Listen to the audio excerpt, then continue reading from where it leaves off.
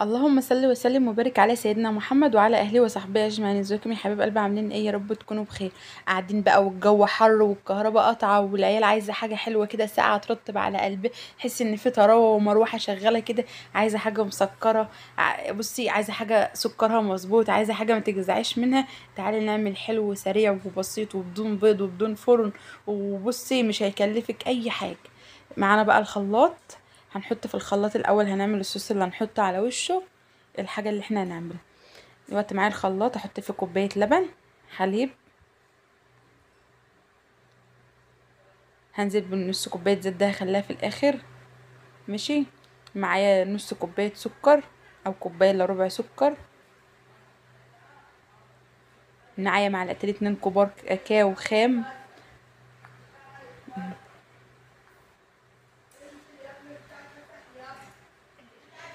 اهو زي ما انتوا شايفين كده بقى.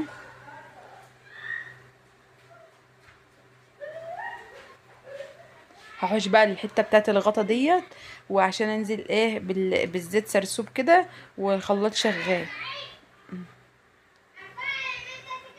اهو زي ما انتوا شايفين كده بقى، انزل لحد ما الصوص بتاعي يتقل معايا، واشوف القوام بتاعه. انا هنا كنت حاطه في الزيت حته زبده صغيره كده. لقيته لسه عايز، كملته تاني. اه. هنا بقى كنت ببص عليه بشوفه.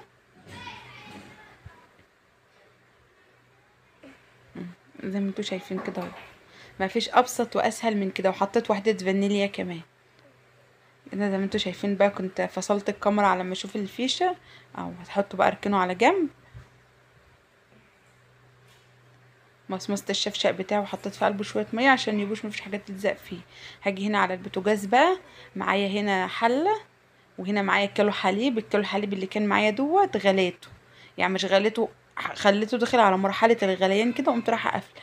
معايا 3 4 معالق زبده حلوين كده، وعليهم معلقتين زيت. اهو. هقلب فيهم بقى لحد ما يعملوا خالص، لحد ما الزبده تسيح.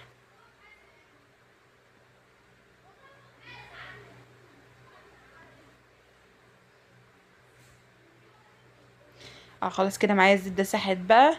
هنزل بنص كوبايه دقيق. اهوت.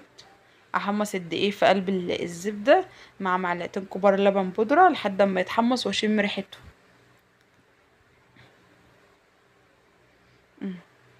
حط بقى معلقتين لبن بودره اهمت، لحد ما يتحمص واشم ريحته. افضلي اقلبي اقلبي، بس خدي بالك عشان اللبن البودره بيتلسع بسرعه، عشان ما يتحمرش منك زياده عن اللزوم. اه. قلبي قلبي قلبي قلبي لحد ما تشم ريحه التحميص بتاعه الدقيق كده، وبتاعه اللبن البودر.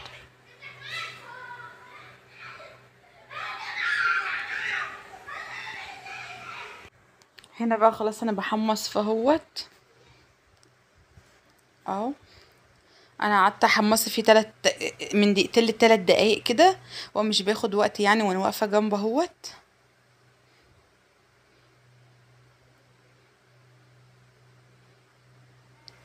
هنا بقى كنت بفصل وبعمل عشان ايه ما اطولش الفيديو يعني.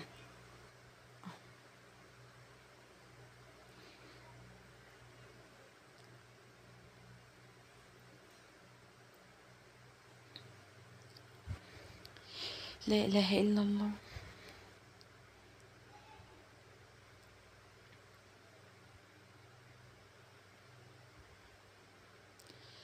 كل ما تحمصي فيه وتشمي له ريحه، هيبقى طعمه معاكي حلو، ومش هتحسي بطعم الدقيق ولا بطعم اي حاجه فيه. كده بقى حمصت اهوت. هسيبه بقى يبرد خالص.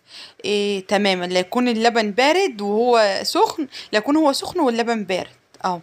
هرجع بقى اللبن دلوقتي على النار. كان داخل في مرحلة الغليان، هحط له نص كوباية سكر، او مش يعني على حسب التحلية اللي انت عايزاه. هي نص كوباية سكر كفاية اوي اهو. حطيت نص كوباية اهوت. اهو هحط بقى واحدتين فانيليا،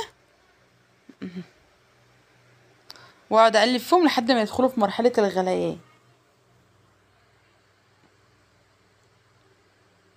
اهو قلب بقى قلب قلب بقى لحد ما السكر يدوب، ويدخلوا في مرحلة الغليان.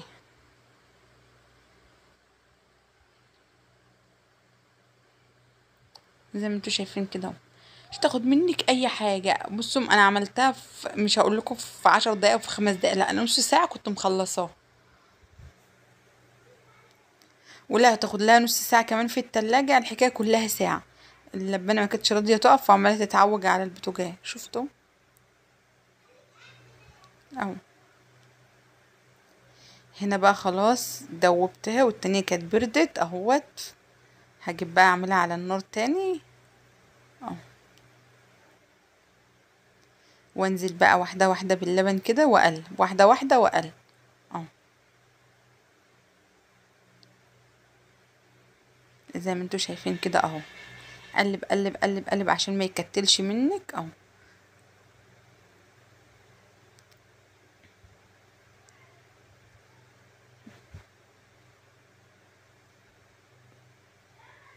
زي ما انتوا شايفين اهوت. حاجه بسيطه وحاجه سهله وهتحلي وهترطبي على قلبك، هتحطها في التلاجة تطلعي منها كده وهتعمل معاكي كميه محترمه اهو. شفتوا عامل زي، شفتوا البشاميل الخفيف؟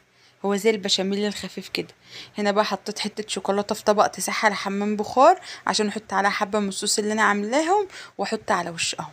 هو ده القوام اللي انا عايزاه اهوت. بس كده هو بيطقطق بيغلي اهوت بقى. وانا مجهزه البولات بتاعتي جنبي، غسلاها ومنشفاها اهو زي ما انتوا شايفين كده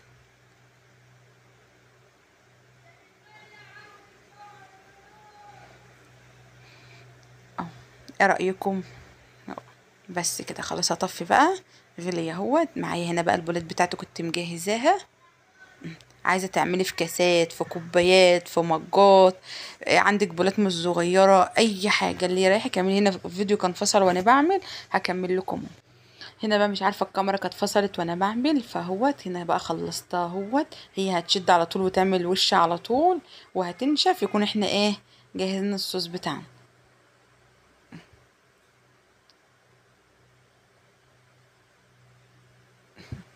هنا بقى الصوص بتاعنا خلص اهوت، وحطيت عليه شويه صوص من اللي انا عاملاه على الشوكولاته عشان يبقى طعمه حلو اهو.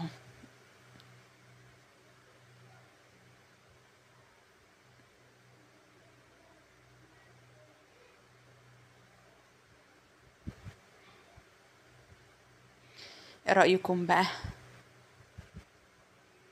وكده كده البتاع كان دافي، لسه دافي سنه، فهو بيتفرد عليه بسهوله يعني.